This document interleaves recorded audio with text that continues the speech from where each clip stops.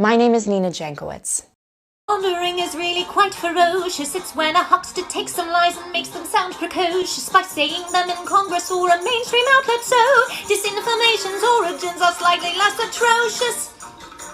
On March 2nd, 2022, I began a job leading a new entity within the Department of Homeland Security called the Disinformation Governance Board. The Biden administration is facing fierce backlash for convening a group called the Disinformation Governance Board. How are we ever going to come to an agreement on what is disinformation so you can police it on social media?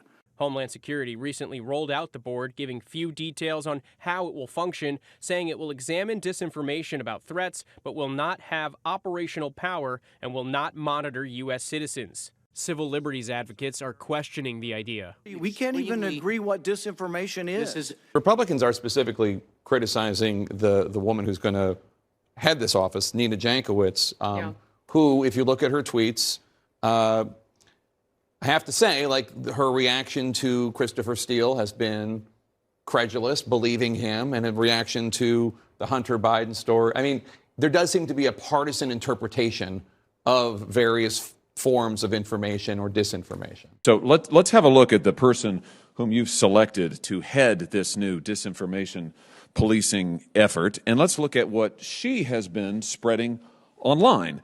She has, for starters, consistently misinformed the public about the Hunter Biden laptop story and spread the lie that it was Russian propaganda. Here she is on October the 14th saying, disinformation experts say there are multiple red flags that raise doubts about their authenticity, meaning the emails, including questions about whether the laptop actually belongs to Hunter Biden. Of course, as it turns out, that's totally false.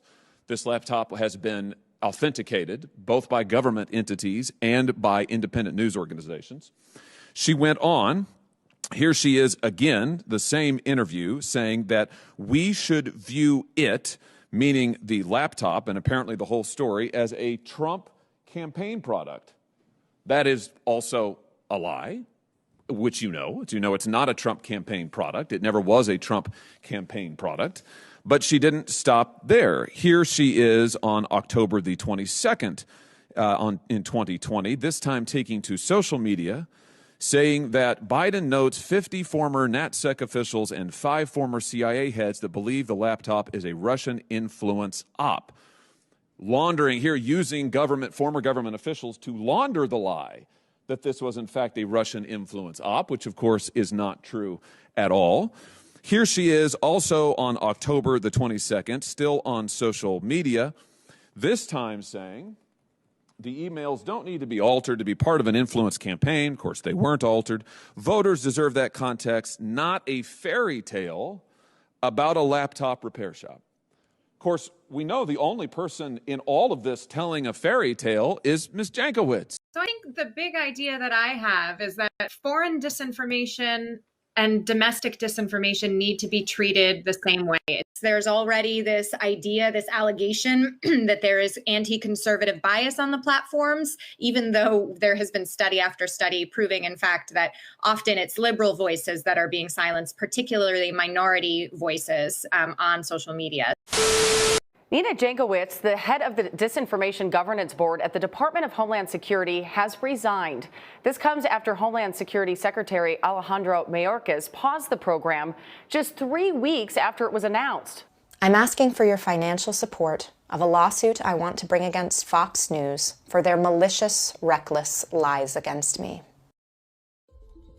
A year ago today, I realized a lifelong dream and entered public service as a U.S. government official. Fox News launched overly personalized, false, and incendiary coverage of me, mainstreaming online conspiracy theories to tens of millions of Americans. In addition to the deferral of my dream of serving my country, I've lost something irreplaceable: peace with my son during his first year in the world.